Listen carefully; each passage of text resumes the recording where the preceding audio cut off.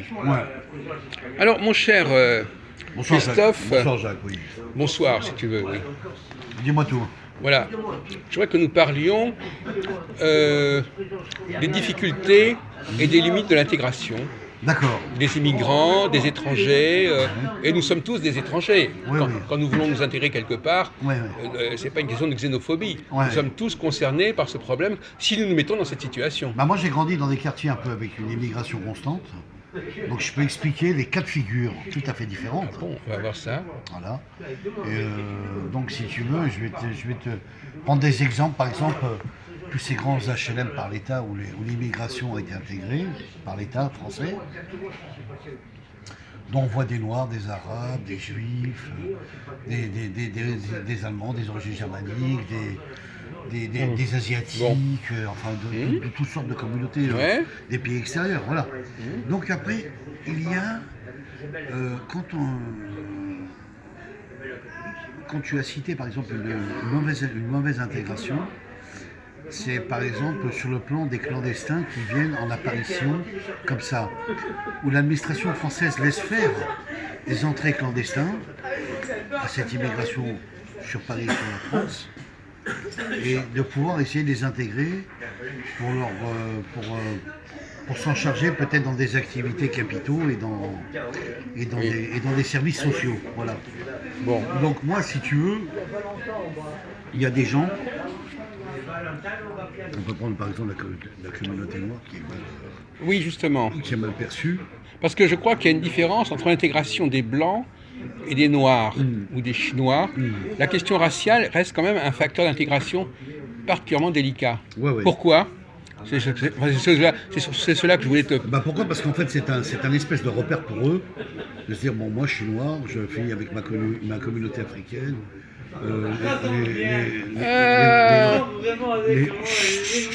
Silence, je parle. Chama, Ben Chama. Silence, asseyez-vous. Et donc, cette communauté noire, elle est à peine intégrée par des causes diplomatiques, on va dire, de toutes ces ambassades qui existent en France par rapport à la collaboration française, des politiques françaises.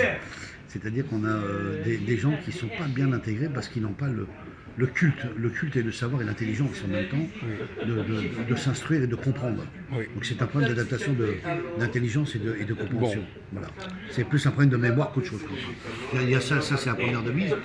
Et après il y a ce côté racialisme protecteur pour ne pas se mélanger avec une autre peut-être race qui n'est pas la leur, de leur communauté.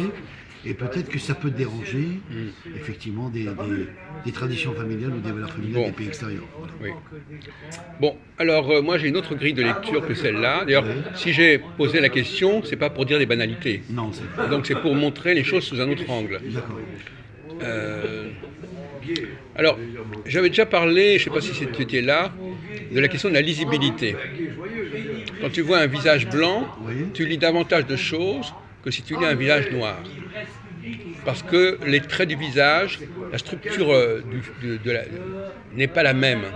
Oui, la morphologie. La morphologie n'est pas la même, Oui. donc tu n'as pas la même capacité de lecture. Et réciproquement, Bien sûr, c'est dans les deux sens. exactement. Et Et même au niveau caractère, sur le plan caractère aussi, sur le plan de la personne, ça a du mal à se mettre en lien, je veux dire. bon.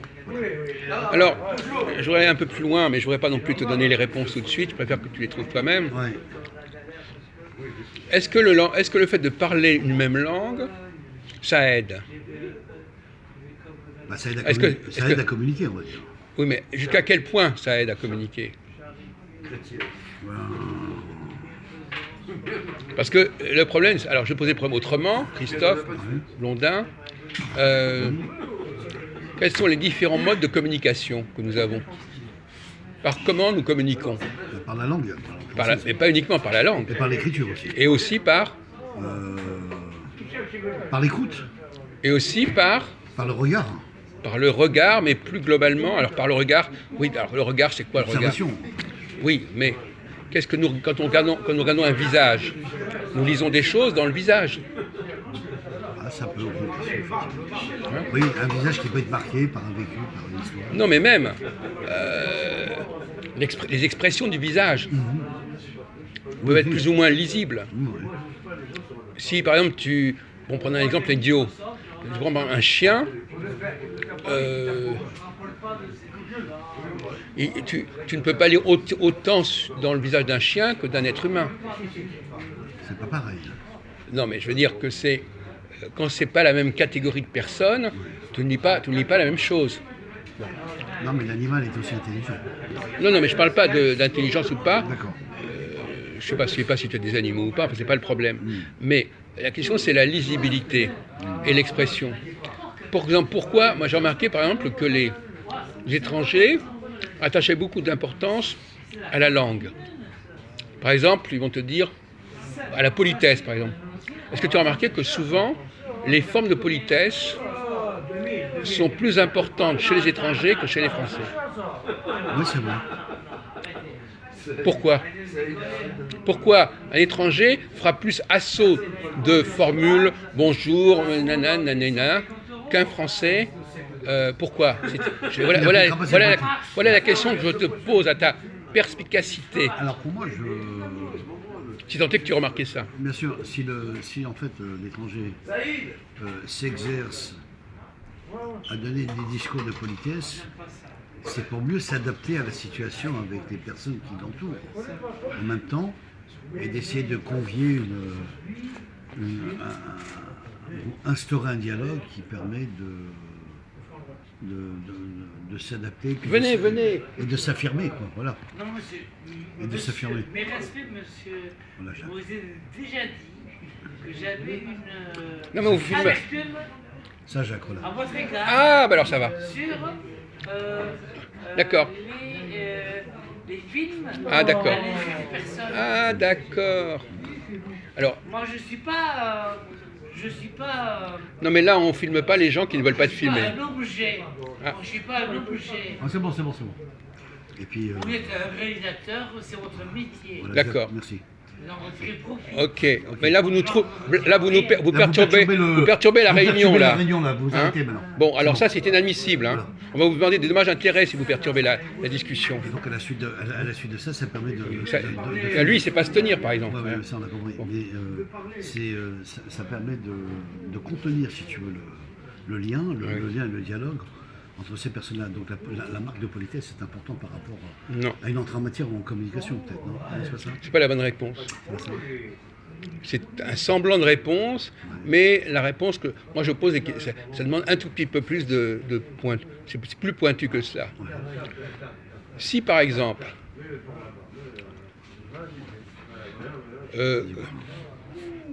je sais que on va pas, je suis un étranger, j'appartiens à une autre race que toi, etc.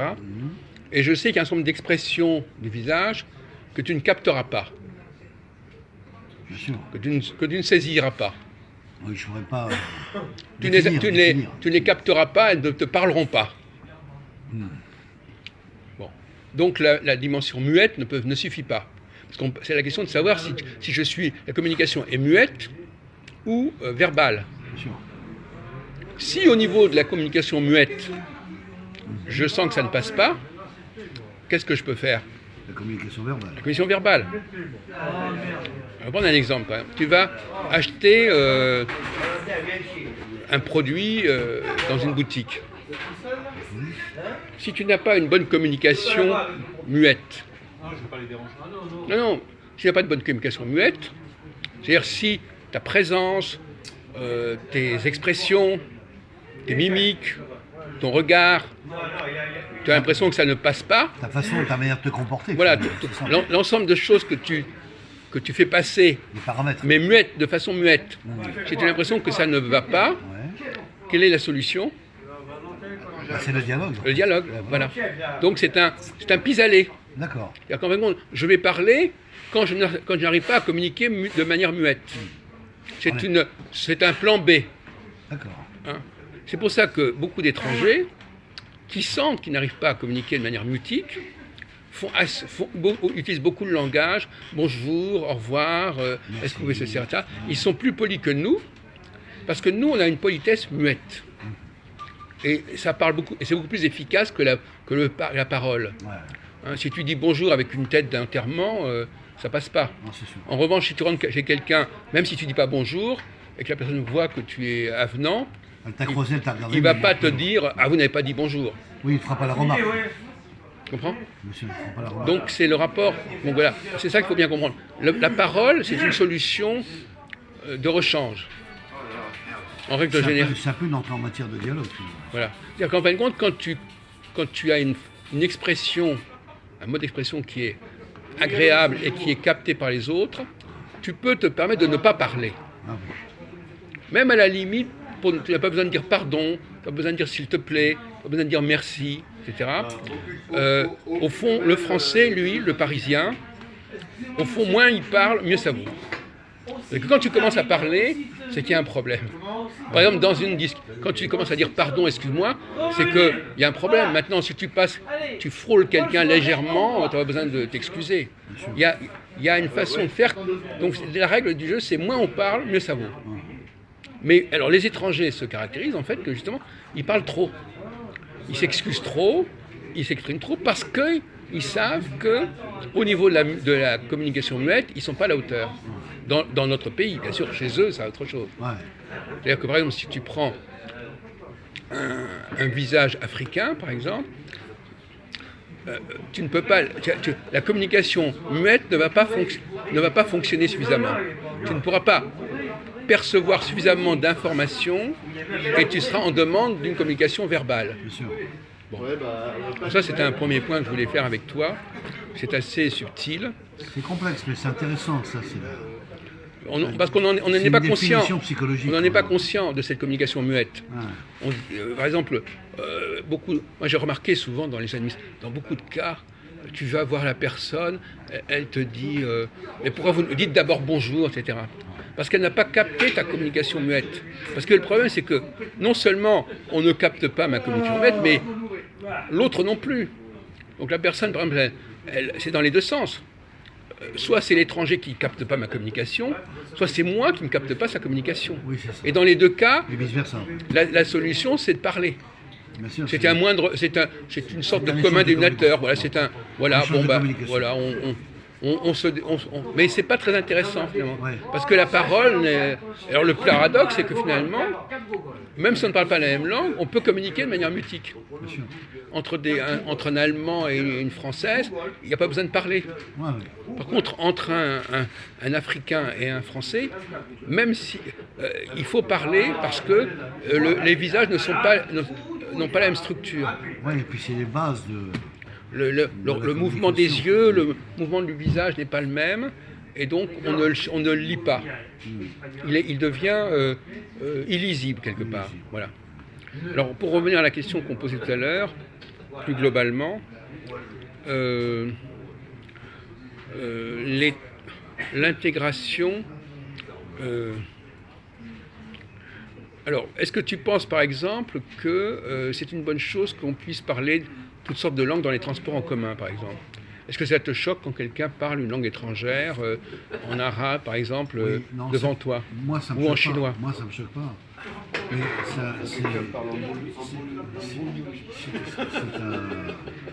c'est un problème de civisme, en fait.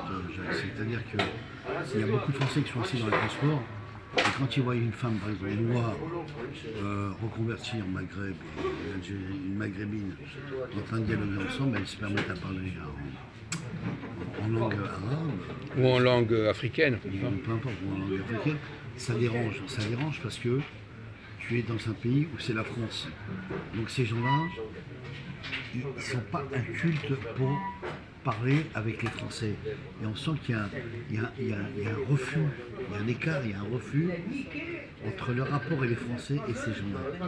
C'est-à-dire qu'ils refusent la communication française et ils communiquent dans leur langue d'origine. Voilà, Oui. c'est ça le problème. C'est souvent par téléphone d'ailleurs. Oui, par téléphone ou même entre eux. Oui. Même entre eux. Je vois bien dans le RER que... Mais à ton avis, pourquoi ils le font? Est-ce qu'ils le font exprès? Est-ce que ça est plus commode pour eux? Est-ce qu'ils ont le sentiment que À mon ça avis, gêne? c'est Est-ce qu'ils sont conscients que ça peut gêner? Non, ils n'ont pas conscience que ça gêne les autres, ça c'est un problème pour eux. En revanche, c'est un outil qui les arrange pour eux. Parce que comme ils ont du mal à s'instruire sur la langue française, automatiquement ils vont se replier dans leur langue culturelle. La communauté africaine ne parle très très peu français ici, on voit bien. Ah oui? Tous ces nettoyeurs de transport, de métro, dans les entreprises françaises, c'est des gens qui se lèvent à 6 heures du matin, on voit bien que c'est des gens qui communiquent dans leur culture. Mais il faudrait ça veut dire qu'ils se recrutent entre eux, ça voudrait dire. Oui, non, ça Parce qu'autrement, il faudrait déjà qu'ils soient ensemble entre. mais ils communiquent entre eux. Oui, mais à condition qu'on les ait mis. Pour qu'ils communiquent entre eux, Oui. il faudrait quand même qu'on les ait mis entre eux. Ils sont des gens entre eux. Et pourquoi ils sont entre eux? Pourquoi est-ce que les. Bah, parce qu'ils n'ont pas de repères, si tu veux, ils n'ont pas de repères. Non, mais tu parles au niveau professionnel. Pourquoi est-ce qu'on met ensemble des gens qui parlent une langue X ou Y? Mais qui parlent une langue africaine. Parce mais on le fait exprès pour qu'ils communiquent entre eux. Oui, c'est ça. Donc c'est voulu. C'était voulu aussi. Ah oui, autrement on mettrait des gens qui ne se comprennent pas. Parce que finalement, ce qui est important dans ces professions qui sont quand même assez dangereuses, il faut que les gens se comprennent, Ouais, quelle que soit la langue. Ouais, mais on sent bien que le rapport, si on se cas d'exemplaire, que les Africains noirs ne communiquent pas forcément avec des Blancs. Il n'y a pas d'atome crochu. Absolument. Il n'y a pas d'attraction. Par exemple, on le voit Les bien. Arabes, c'est pareil aussi. Il y a des exceptions, mais C'est globalement. très communautaire aussi en même temps. Oui. Donc c'est lié. On voit que c'est des gens qui ne sont pas intègres du tout par rapport à ça, déjà d'une, et puis par rapport... Mais c'est vrai dans les deux sens. Oui, exactement. C'est lié dans les deux sens. Sans compter les événements de ce qui se produit après actuellement. Ce qui se passe actuellement. C'est un problème c'est peut-être un problème à la fois fabriqué, parce qu'ils le veulent, et c'est aussi un autre problème qui est en même temps engendré par le refus. Oui, enfin, par exemple, nous avons le cas ici à ce McDo d'un groupe d'Africains qui se réunissent de l'autre côté de l'escalier Oui, et qui ne viennent jamais discuter ici et qui n'aiment pas trop qu'on vienne les embêter de l'autre côté. oui. À ton avis, pourquoi qu'est-ce qui fait que ils préfèrent rester entre eux? Oui, c'est ça. C'est-à-dire c'est... Qu'est-ce que ça leur apporte de rester entre eux? Non, ça leur apporte dans leur culture, parce que comme ils sont je dirais dépeuplés par leur territoire, ils sont déplacés, quoi. Les populations déplacées, et qui vivent ici, automatiquement, ils se sentent un peu gênés de communier avec la personne qui n'est pas du même territoire. Alors, ils vont essayer de se retrouver ici dans des grandes villes, ils vont communiquer forcément comme dans leur coutume, dans leur pays. Mais c'est un Pas peu forcément mieux, mais c'est comme ça. oui. C'est un choix C'est-à-dire qu'il c'est un est choix évident culturel. qu'un Africain, il connaît beaucoup mieux l'histoire de l'Afrique, la politique africaine que nous. Bien sûr. Donc ils ont des choses à discuter, ils ont une culture Bien sûr. politique, historique, que nous n'avons pas, et inversement d'ailleurs. Jacques, je vais te présenter deux, trois copains africains que je connais très bien Ah, qui sont chez Max, chez Philippe. Il y a Moussa, et puis il y a donc son copain et Victor. Eux, les trois, Moussa qui est très intelligent, qui parle français, oui. arrive mieux dans son intelligence à communiquer avec les Français, et à être à l'aise en communication avec les Français, tout en étant avec ses congénères, c'est-à-dire avec sa communauté africaine. Mais il est beaucoup plus à l'aise. Mais il y en a très peu comme ça. Oui. C'est un cas sur 100, un cas sur... Voilà. Par exemple, l'autre jour, Il y a pas je ne sais pas beaucoup si on avait parlé avec toi, on m'avait dit que la façon d'exprimer sa joie, de montrer qu'on est satisfait, ça ne se fait pas de la même manière. Ouais. Par exemple, ils ont beaucoup de tendance à rire. Oui, c'est vrai. À rire, à faire des fous rires, ce qui n'existe pas entre Français comme ça. Oui, c'est vrai. On se dit mais qu'est-ce que c'est que ces gens-là qui rient comme des Qui ricanent comme voilà, un peu comme des cons, peut-être. les gens. voilà, c'est ça. Dès qu'on dit Français, quelque chose qui leur plaît, et c'est une façon mais c'est un code. C'est une façon de montrer. Ouais. Si on ne rit pas, c'est qu'on n'est pas bien. Ouais, c'est ça. Mais Et moi, ça me gêne pas, parce que je trouve que ça met un peu d'ambiance aussi quelque part, de voir ces gens-là rigoler même pour un oui, pour un non. Oui, pour un Voilà. rien. Ça met un peu d'ambiance aussi, parce que le français est très néfaste, il est très éteint aussi. On sent qu'il n'y a pas une grande communication entre les Français.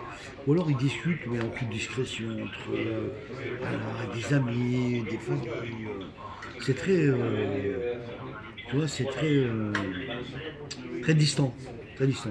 Ils n'aiment pas trop. Le français n'aime pas trop s'imprégner avec ces étrangers-là, ces immigrations qui ont été intégrées par les politiques en France. Je sens qu'il y a un refus. Je prends juste un cas d'exemplaire dans les HLM de Paris. Les vrais Gaulois ont été jetés par rapport à une communauté musulmane. Ils ont été jetés, c'est-à-dire expulsés. ils se sont plus chez lui dans les logements d'HLM d'État. Donc on voit plus de Français dans les banlieues des Gaulois ou des Blancs, des hommes et des femmes, alors qu'on voit une grande partie des migrations Mais ils sont allés où? Ils sont allés ailleurs quand même. de Maghreb, d'Afrique. Oui. Je dirais africain-maghreb. Voilà. Ils sont allés ailleurs. Ils ont eu, à mon avis, délocalisés ailleurs, mais c'est dégueulasse parce que c'est comme si que ces gens-là apportaient un clan et une position de territoire, comme si c'était eux qui commandaient et qu'ils avaient le droit d'avoir s'accaparer ça. Je prends 3-4 exemples. Il y a eu des musulmans qui ont fait des grands logements à Paris et qui ont eu des affectations par l'État, des réponses positives, alors que les Français attendent depuis tant d'années des logements et qu'ils ne l'ont toujours pas. Oui. Et ces Arabes-là ont fait des cas de force majeure en agressant l'État, en disant si vous ne nous donnez pas un logement, on va vous mettre des bombes. Ou si vous ne faites pas ci, on va faire ça. Donc il y a des provocations de menaces. Ah oui, d'accord. Et on sent que les Français se laissent faire par rapport à cette proportion de menaces qui sont faites par ces gens-là. Mais enfin, d'un autre côté, moi, il me semble que le fait que des gens vivent ensemble. Et j'en ai parlé avec Patrick Benamoun ce soir, qui est juif tunisien, Oui. qui est un séfarade de Tunisie, Oui. et qui connaît bien le problème du Maghreb, et qui est complètement révolté par rapport à ce qui se passe aujourd'hui vis-à-vis de ces membres musulmans en France. On en a parlé ce soir. Voilà. Oui, sauf que il vient aussi du Maghreb, lui. Oui, mais ça ne veut pas dire que lui, il n'a pas un esprit d'assassin. Tu peux être de juifs d'origine un tel pays, mais tu n'es pas obligé de menacer ou d'agresser le territoire où tu vis. Voilà. Oui, mais même par exemple, si on parle des Juifs, les Juifs, ils viennent de régions très différentes et ils ne se comprennent pas forcément entre eux. Non, c'est ça. Ça, on connaît le. Il y a par exemple cette phase. un Ashkénaze qui arrive dans une communauté où il n'y a que des séfarades, le courant passe pas très bien. Même pas, c'est pas une question de. Non. Alors on est encore dans la communication non verbale. Oui, C'est, oui, c'est ça. on ne se lit pas, on ne lit pas LIT. Oui, il n'y a pas un dialogue. On se lit pas IE ni IT. Oui, je vois bien. Mais il y a eu des clashs au début avec. On peut prendre un exemple très simple avec Philippe et Victor. Voilà. Il y a eu des clashs au départ. Oui. Voilà. Entre Séfarades et Ashki. Il y a eu un clash. Ça a un peu pété entre eux. Mais sur des conneries, c'est-à-dire pourquoi la Palestine se permet d'attaquer l'Israël, ou le Hezbollah ou Mais ça, c'est pas, ils n'ont pas tous. Voilà, c'est des Les gens sont pas tous. Oui, sur ce plan-là, ils sont pas tous d'accord. même du même groupe. D'ailleurs, justement, même au sein d'un même groupe, il y a des discussions. Bien sûr. Ils sont pas. Non, ce qui est important, c'est d'instaurer le dialogue et que si ces gens-là ont envie de comprendre, ils vont faire comprendre. S'ils font semblant de ne pas comprendre, c'est parce qu'ils jouent un jeu. Et si de trois, ils refusent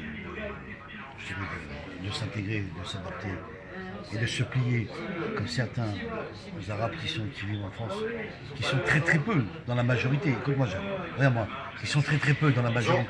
Bonjour. Ils sont très très peu dans la majorité. Ça explique que on voit qu'il y a, je dirais, 1,5% d'Algériens qui vivent à la République française et qui respectent la doctrine française et les lois françaises et la République française. Ils la respectent, voilà. Et il y en a d'autres, non, c'est pas possible. C'est le Maghreb à son heure et Oui. c'est Ouais, mais il y a une expression qu'on emploie. La coutume islamique. Il y a une expression qu'on emploie souvent, c'est vous êtes qui, par exemple. Voilà, La la question, vous êtes qui, ça veut dire on ne sait pas qui tu es, c'est-à-dire que les gens n'arrivent pas à savoir qui tu es. Quand quelqu'un vient d'une certaine communauté, d'un pays, ouais. Ou d'une communauté, enfin bon, peu importe. Mais moi je crois que c'est plus un problème de comportement, Jacques, par rapport. Si tu prends les Hindous par exemple, ou les Pakistanais ou les Sri Lankais, comment t'expliques que ces gens-là, ils sont intégrés en France? Ils ne sont pas français, ça ils le savent. Les Bengalis aussi. Les Bengalis, voilà. Et ces gens-là travaillent, montrent l'exemple, et vivent dans leur communauté comme on l'avait expliqué, communiquent dans leur langue, bien sûr, dans sa communauté, et que ça reste, voilà, ça reste. Non, c'est pas ça que je suis en train de dire. Je suis en train de dire que quand quelqu'un arrive dans un groupe dont il ne connaît pas les codes, il ne sait pas qui est qui. Il ne sait pas quels sont les gens valables ou pas valables dans le groupe. Il faut qu'ils se présentent déjà. Non, mais je veux dire, généralement dans un groupe, quand tu arrives par exemple, un Français qui arrive dans un groupe de Français, il arrive assez facilement à se situer. C'est à vrai. situer les gens les uns par rapport en disant celui-là, il est de tel milieu, il est plus De classe intelligent. sociale il est- comme ça, voilà. de- Donc déjà, il y a déjà une sorte de structure sociale qu'il arrive à lire. Ouais, ouais. Il arrive déjà à lire la structure sociale du groupe. Oui, bien sûr. Ouais. Bon. Mais si tu n'appartiens pas à ce groupe, tu ne lis pas cette structure sociale. Donc tu peux faire des erreurs. Parce que tu ne te rends pas compte à qui tu as affaire. Oui, c'est ça. Tu ne respectes pas les gens pour ce qu'ils méritent d'être respectés. Ouais, pour ce qu'ils sont. Voilà. Et là, tu fais des erreurs. Voilà, ça aussi, c'est un point important. Oui, On fait c'est des exact, tu as erreurs raison. d'appréciation au lieu de comprendre immédiatement. De comportement, d'intelligence, oui. Ou alors, ça prend beaucoup de temps. Or, normalement, dans la vie, il faut comprendre tout de suite. Au premier coup d'œil, tu dis, tiens, celui-là, je sais qui c'est, je sais qui il est. Je l'ai jamais vu, mais je sais qui il est à peu près, avec On qui, connaît un peu sa à personnalité. qui on a affaire. Voilà. On sait qui fréquente, Voilà. on sait, Donc, connaît son niveau de on vie, évite beaucoup de malentendus. de malentendus, voilà. On sait à qui on a Forte affaire. opposition. Et quand on n'est pas dans ce cas-là, eh ben on traîne, on cherche, on tâtonne, Ouais. et on fait des erreurs. On ne sait pas qui est qui, on ne sait pas à qui on a affaire, et c'est laborieux. Non, je pense qu'il y a ceux qui peuvent pas se... Moi, je pense qu'il y a ceux qui peuvent pas se...